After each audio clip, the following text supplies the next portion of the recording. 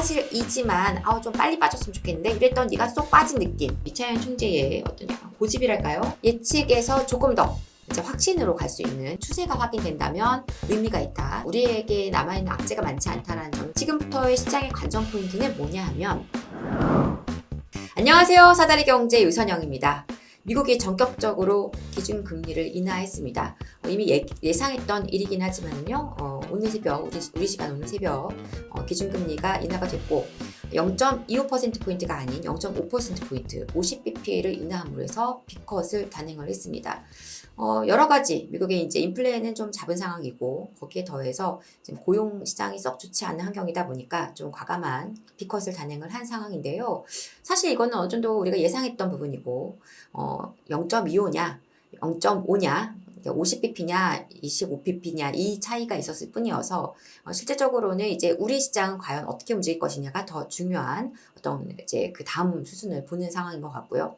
그동안 불확실성에서 이제 이렇게 갈 거야 거의 확실해 라고 우리가 예상했던 그 경로 거기에서 이제 확실하게 그 자리에 점을 찍어주는 어떤 그러한 모습을 이제 확인했다. 이 정도에서 굉장히 큰 의미를 좀 줄 수 있을 것 같습니다.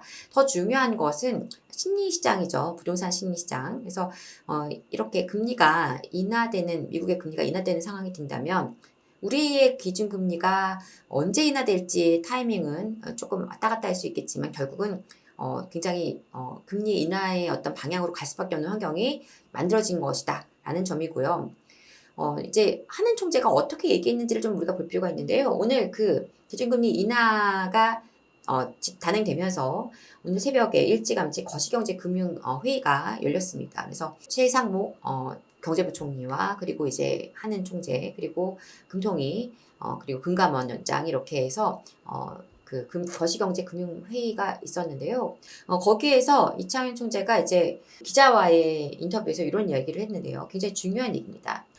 제목, 사실 여러 기사들이 있는데요. 이 기사가 제가 볼 때 제일 심플하고 우리 시장에 대한 방향을 잡을 때 가장 중요한 기사를 가장 깔끔하게 정리한 것 같아요. 연합인포맥스에서 낸 기사인데요. 연준 피벗으로 인해서 국내 요인 더 가중치를 둘 분위기다라는 것입니다. 그래서 미국의 그 피벗은 계속 이제 그 이야기 해왔었고, 그래서 계속 국내 요인을 보고 있었다. 이차현 총재가. 그리고 그거에 따른 통화정책 방향을 잡았었고, 이번에 미국에서 B컷을 단행함으로 인해서, 이제 우리도 금리 인하에 대한 압박이 커지는 거 아니냐? 이렇게 질문을 하니까, 이차현 총재가 참 재밌게 답변을 합니다. 언론의 압박이 커지는 것이지, 언론의 압박, 즉, 언론에서 이제 금리를 인하해야 되지 않느냐, 이런 기사들 계속 내는 것이 커지는 것이고, 사실상 외환시장의 압박은 오히려 줄어든다, 라고 얘기한 것이죠. 이 답변에서 저는 굉장히 그 이차현 총재의 어떤 약간 고집이랄까요? 이걸 좀 느낄 수가 있는데요. 다시 얘기하면 지금 우리나라 국내 요인 뭐죠? 부동산 시장의 어떤 분위기, 부동산 시장의 분위기에서 연결되는 가계부채 문제, 그렇죠? 대출 규모가 커지는 부분, 이거에 따른 부분을 가장 중시해서 보겠다라고 얘기하고 있는 것이고요. 이거에 따라서 금리를 인하할지 말지를 판단하겠다. 거기에 좀 더 집중해서 볼 수 있는 어떤 그런 분위기가 됐다라는 것입니다. 그래서 언론에서 그렇게 얘기한들 상황은 이렇다라는 것이고, 제가 볼 때는요, 10월 금리 인하는 좀 어렵지 않을까 생각합니다. 왜냐면 지금 일단 9월에도 가계부채는 지금 증가하는 상황이고요. 물론 그 증가폭이 좀 둔화된다 하더라도 가계부채 늘어나는 상황이고 거래량이 조금 주춤하면서 쉬어가는 장세가 되면서 시장이 조금 약간 이렇게 좀 차분해져 있는 것을 보아야 금리 인하를 할 수 있는 상황으로 판단할 것으로 생각합니다. 그래서 이거는 어떻게 보면 굉장히 아주 자연스러운 일일 거라고 생각하고요. 10월에는 아마도 그거를 확인하기에는 좀 시간이 타이트한 시간이 아닌가. 그리고 10월에 바로 금리를 인하하게 되면 또 그것이 시장에 어떤 사인을 줄지에 대해서 굉장히 고민하실 거라고 판단돼요. 그래서 아마도 10월이 아닌 11월 정도에 기준금리를 인하하지 않겠나 생각합니다. 자, 중요한 건 뭘까요?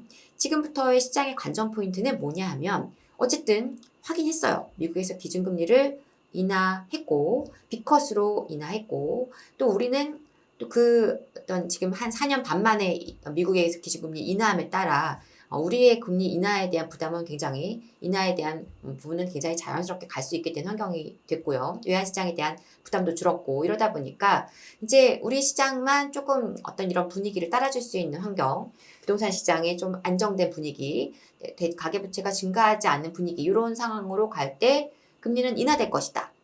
한마디로 불확실성에 대한 부분을 예상하기에 이제는 이렇게 갈 텐데 라고 했던 부분을 정확히 확인했던 것. 여기 점을 딱 찍어준 것. 그리고 우리의 그러면 기준금리도 이제 인하로 가겠구나. 그 방향에 대해서 예측에서 조금 더 이제 확신으로 갈 수 있는 여건이 만들어졌다라는 것입니다. 그래서 이것은 어디에 영향을 줄까요? 바로 우리 부동산 시장의 심리 시장에 굉장히 영향을 줄 가능성이 높죠.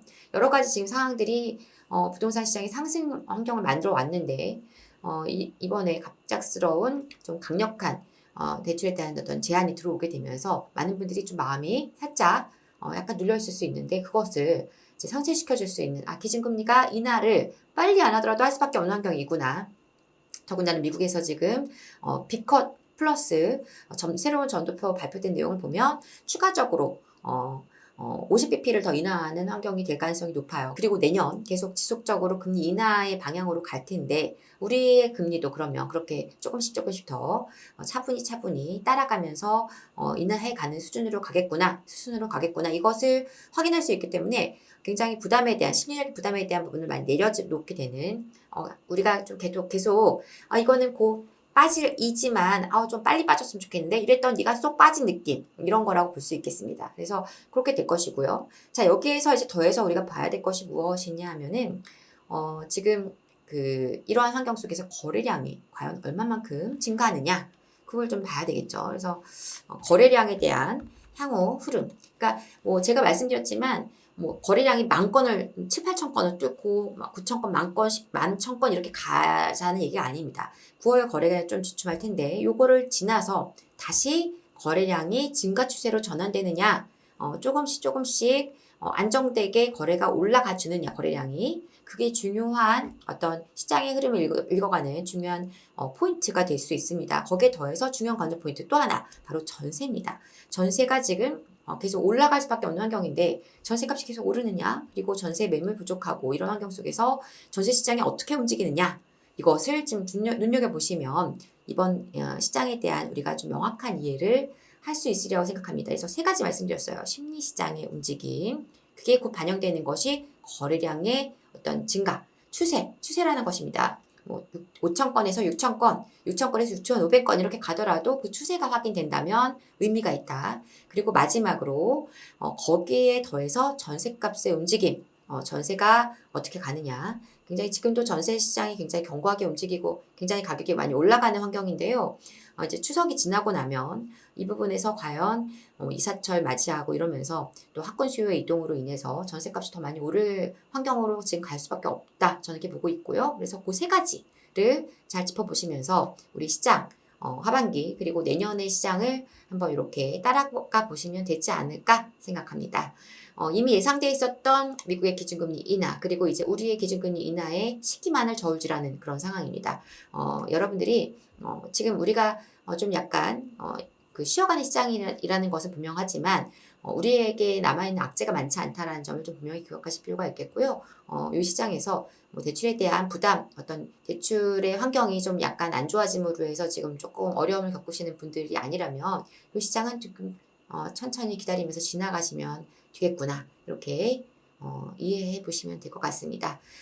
추후에 또 추석 이후의 시장 상황들 끊임없이 여러분들과 계속 공유하면서 시장 분위기 읽어드리고 또 앞으로의 방향도 계속 체크해 보도록 하겠습니다. 저는 다음 시간에 더 좋은 내용으로 다시 찾아오겠습니다. 지금까지 사다리 경제 유선영이었습니다. 감사합니다.